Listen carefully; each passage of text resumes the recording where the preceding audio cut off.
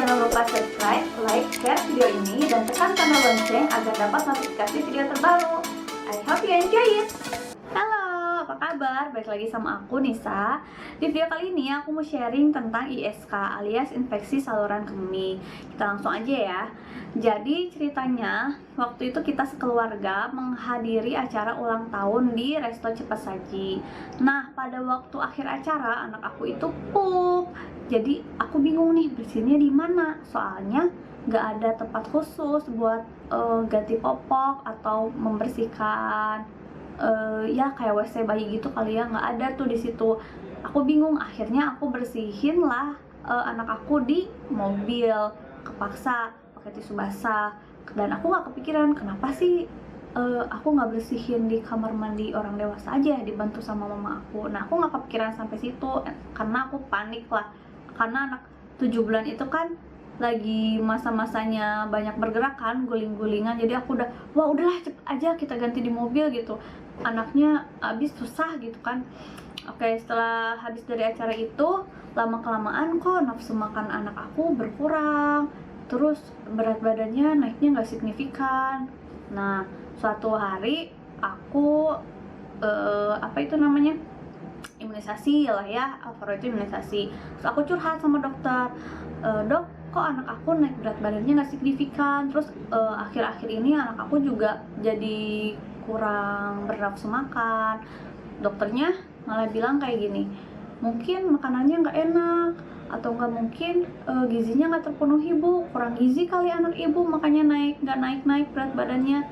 Oh no, aku langsung bener deh. Dari situ aku udah berpikir, udah deh ganti dokter aja. Soalnya kenapa aku nggak suka dokter yang ngejudge kayak gitu, dokter judging kayak gitu, dokter yang bukan mengasih bukan mengedukasi, bukan yang sharing gitu kan.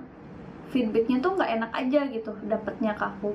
Nah, dari situ aku, ya udahlah kita kayaknya ganti dokter deh. Bukan, aku nggak mau dokter yang kayak gini gitu. Aku pengennya dokter yang bisa sharing, bisa mengedukasi gitu kan, bisa ngasih solusi. Bukan dokter yang tiba-tiba kita curhat dia malah langsung judging seenaknya kayak gitu. Aku nggak suka banget. Oke, nah setelah itu beberapa bulan kemudian, Alvaro itu waktu umur 11 bulan kalau nggak salah ya, dia dibawa ke IGD. Karena apa? Karena mual muntah dari sore sampai malam, terus badannya juga sumeng. Aku udah, aduh gimana nih, bingung banget. Ya udah deh bawa aja ke IGD. Nah, daripada kemalaman, jadi aku bawa dia ke IGD. Di IGD ditawarin buat diinfus, tapi aku bilang, aduh dok, kayaknya gimana ya kalau diinfus, ada opsi lain nggak? Nah, akhirnya dokternya menyuntikkan obat gitu ke anak aku. Dokternya bilang kalau misalkan obat ini nggak bekerja atau nggak ngaruh selama 30 menit, oke, kita mesti infus anak ibu, dibilang kayak gitu. Soalnya kenapa, kasihan, takutnya anaknya dehidrasi gitu. Oke lah, kita tunggu 30 menit dan obatnya alhamdulillah bereaksi. Anak aku udah mau mulai minum, udah mau menyusu gitu kan. Nah, dikasihlah kita surat kontrol, bu ini kontrol buat besok ke dokter anak. Oke, aku lihat dokternya dokter yang biasa aku datengin bukan nih gitu kan. Pas lihat, oh bukan ternyata. Ya udah, aku datang kontrol ke dokternya besoknya. Terus dokternya bilang, ibu ini anaknya kayaknya kalau menurut orang dewasa sih mah gitu. Oh iya dok, aku bilang, soalnya kenapa, anak aku sebulan ini makannya memang nggak benar. Aku bilang, karena si anak itu paling banyak 10 suap makannya, itu pun susah, lama banget. Aku bilang, aku harus gimana dok, aku bingung. Nah, terus dokternya ngasih tahu, oke, dikasih, ibu saya kasih lembaran untuk cek lab ya. Nanti ibu cek lab, cek urin. Aku bilang, tes darah nggak dok? Nggak usah bu, cek urin aja dulu. Nanti kalau misalkan ada dari hasil tes urin harus membutuhkan untuk cek darah, kita cek darah. Dokternya bilang gitu. Ya udah, akhirnya aku waktu weekend kalau nggak salah tes urin gitu kan. Tapi ternyata kurang ini nih hasilnya, kurang bisa si sampel urinnya. Karena si kata pegawai labnya ini terlalu sedikit bu, dikasih lagi lah pot buat ngambil urinnya. Terus aku berusaha lagi di rumah gimana nih caranya gitu kan biar dapet si sampel urinnya ini. Udah kayak gitu Aku kasih lagi ke lab, udah dapet tuh sampelnya, aku kasih ke lab lagi. Wah bu, masih kurang, minimal itu bu harus 10 mili. Dia bilang, waduh 10 mili gimana nih cara ngambilnya gitu kan. Aku udah bingung aja. Nah akhirnya aku searching di all shop, aku di Shopee nyarinya. Nah akhirnya aku nemulah ini nih. Ini memang khusus, kelihatan nggak sih burungnya? Oke, nah ini emang khusus buat ngambil sampel urin bayi. Nah kita bisa lihat di sini ada perekatnya gitu. Ini stiker dibuka, nanti ditempelin ke area genital si anak. Di sini ada plastiknya buat nampung urin. Cuman pas aku pakein ini, kok anak aku kayak nggak nyaman gitu ya. Terus aku juga liatnya, bener nggak ya anak aku ini masuk nggak ya urinnya ke situ gitu, takutnya bocor dan segala macam. Pas aku cek, wah nggak bisa nih kayaknya pakai ini, soalnya pas lihat area genitalnya tuh merah gitu, kayak apa ya, kayak ruam gitu. Wah nggak bisa nih, aku bilang pakai itu. Yaudah akhirnya aku mandiin dulu anak aku, bersihin area genitalnya, terus kasih dia minum susu, tidur. Nah tidur siang tuh dia. Waktu bangun aku udah siap-siap nih, siapin ini nih, kantong ASI. Ini kan udah pasti steril dong kantong ASI. Nah jadi waktu dia bangun, aku langsung ambil air hangat, cuci area genitalnya. Habis itu ciprat-ciprat lagi air hangat biar mancing dia kencing. Jadi udah gitu dia nggak lama dari situ kencing tuh, aku tampung pakai ini. Nah alhamdulillahnya si air kencingnya itu banyak, alhamdulillahnya. Untung nih, aku bilang biar nggak bolak-balik lagi ke rumah sakit kan ngasih sampel urin. Nah buru-buru deh udah dapet ini, buru-buru deh aku ke rumah sakit karena katanya efektivitas sampel urin ini hanya 1 jam. Jadi kalau di luar lebih dari 1 jam biasanya kurang akurat hasilnya. Nah buru-buru lah aku ke rumah sakit ngasih sampel urinnya. Oke diterima, bisa bu besok paling hasilnya. Sambil kontrol lah aku besok datang lagi, ternyata pas aku cek, wah ada bakterinya nih.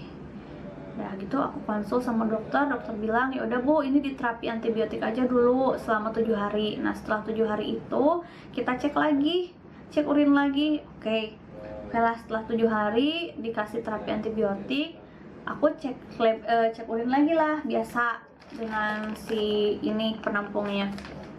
Nah udah kayak gitu hasilnya besok bu, dia bilang. Ya udah besok aku kontrol lagi lah, udah dapet hasilnya aku kontrol lagi ke dokternya.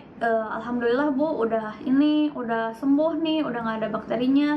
Anaknya gimana sekarang makannya? Ya alhamdulillah dok, aku bilang anaknya sekarang udah makannya udah mulai banyak. Memang asalnya cuma 10 suap, sekarang udah banyakan, meskipun emang nggak habis tapi alhamdulillah udah lebih banyak dari sebelumnya. Bilang oh ya udah, diberhentikan terapi antibiotiknya jadi cuma 7 hari.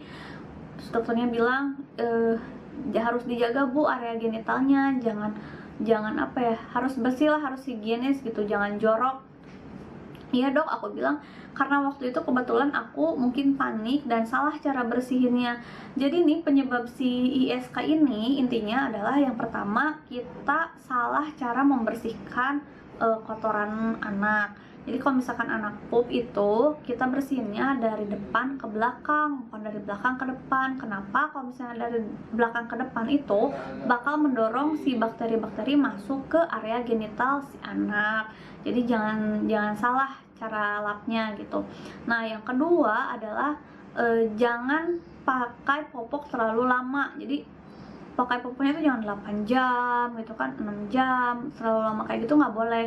Maksimal aja 4 jam, idealnya 2-3 jam anak harus udah harus ganti popok. Jadi pokoknya maksimal 4 jam deh, kalau mentok-mentok banget nggak bisa cari tempat gitu. Terus yang ketiga adalah kurang minum. Nah anak yang kurang minum juga biasanya rentan terinfeksi ISK.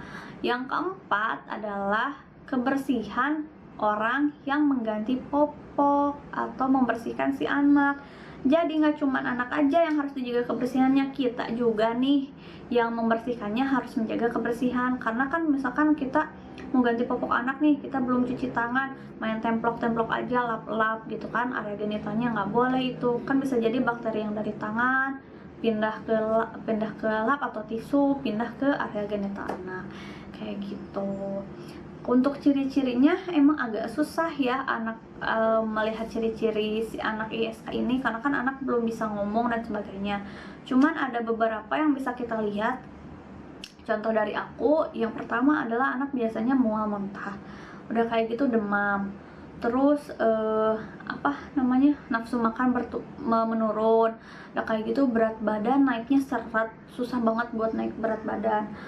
Terus lagi anak biasanya kalau misalnya pipis itu ngeden gitu, kayak pup, padahal dia bukan pup, pipis itu ngeden gitu. Terus apalagi ya, oh iya, rewel gitu, kayak nggak nyaman gitu kan, tapi mereka mungkin merasanya agak sakit, mungkin daerah pinggang gitu kan, pinggulnya agak sakit kan, biasanya kalau anak orang ISK itu kayak gitu, agak-agak sakit pinggulnya gitu. Tapi anak kan nggak bisa ngomong, belum bisa menjelaskan, jadi dia cuman rewel aja, cranky, tanpa kita tahu ada apa nih sama anak kita gitu. Nah jadi gitu saran aku untuk kalian semua. Jadi kalau misalkan kalian udah nemu ketidaknyamanan anak nih, misalnya kalian curiga nih anak kalian ISK, atau misalnya kok anak aku kayak yang kurang nyaman nih, kok cranky nih, kalian harus bener-bener cari dokter yang mau sharing, mau mengedukasi, yang bener-bener mau membantu gitu. Jangan sampai kayak aku kayaknya waktu itu kurang beruntung gitu, dapat dokter yang kurang mengedukasi, kurang sharing gitu, kurang mendengarkan. Nah jadi ya harusnya kalau misalkan aku udah kasih tahu nih si anak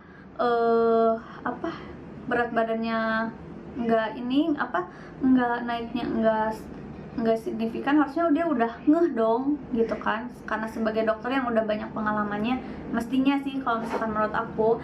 Terus kalian juga harus cari atau harus menanyakan lah kepada perawat, kan biasanya anak tuh ditimbang tuh, kalau misalkan sebelum masuk ke dokter biasanya anak ditimbang berat badan, diukur tinggi badan gitu kan. Nah kalian harus tanyain ke perawatnya, ini si timbangan itu dikalibrasi nggak secara rutin, tepat nggak ini si timbangannya.